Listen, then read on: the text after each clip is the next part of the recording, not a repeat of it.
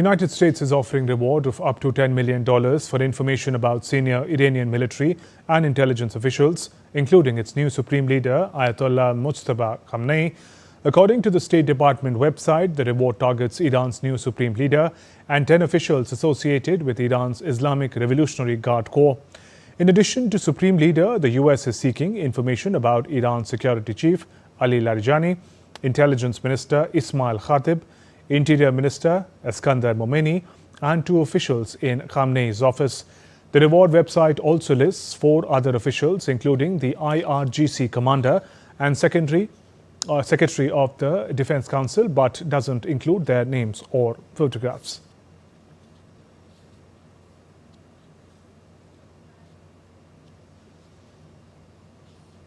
And for more on the war raging in West Asia, joining us is DD India correspondent Vinod Kumar, live from Dubai.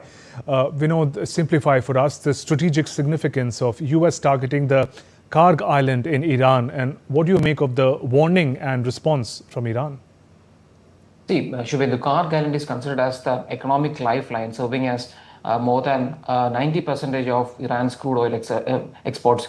Because Iranian government relies so heavily on this oil revenue, much of it is sold through China and Russia. Disruption of this island is of epic scale for the financial stability for Iranian military operations.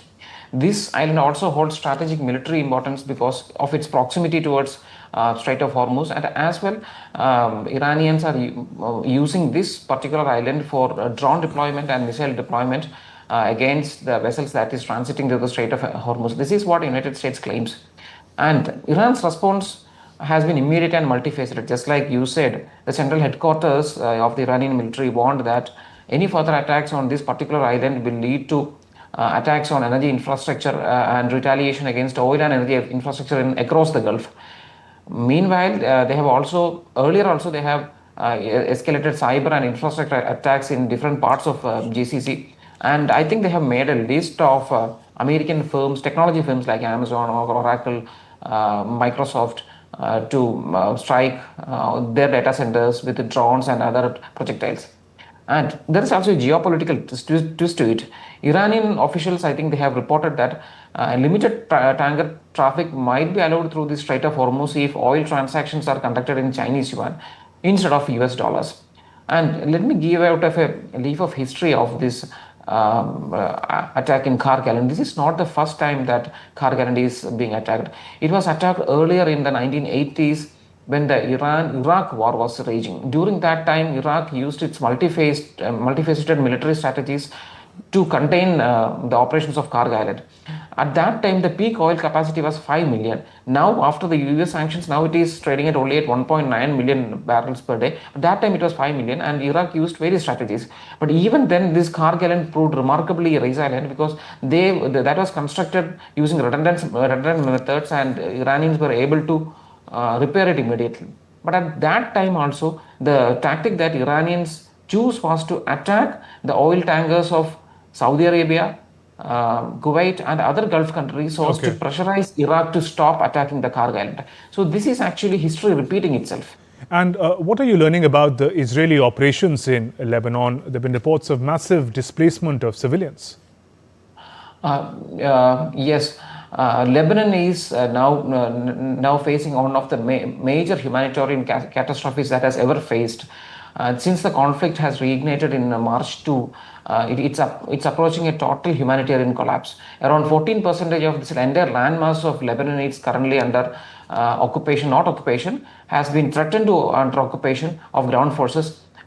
Israeli warplanes are dropping leaflets to this particular area, asking Lebanese people to move out of this area. And I think around 10% of the total Lebanese population itself is under threat of movement.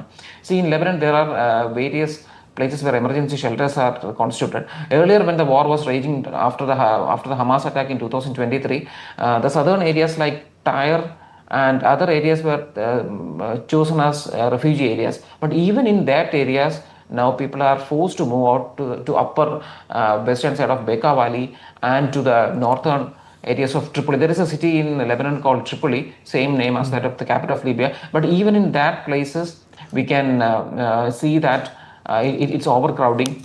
and people are completely out of basic and bare necessities. Now, while speaking about Lebanon, we have to distinguish between Hezbollah and the Lebanese government. People often mistake Hezbollah with Lebanon, but Hezbollah is a military arm of, maybe we can say, of a proxy arm of Iran and other powers. There is a different state of Lebanon itself.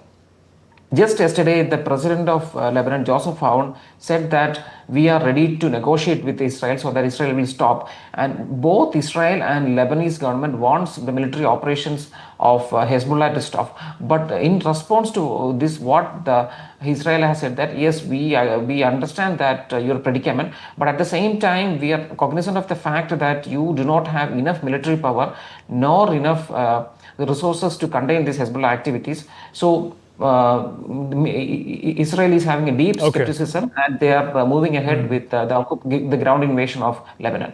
So the Lebanese government is now in a triple ban. They have to contain Hezbollah, they have to reach a diplomatic overture with Israel, as well as protect the civilians. A multifaceted crisis brewing in West Asia. Vinod, appreciate you joining us with those updates from Dubai.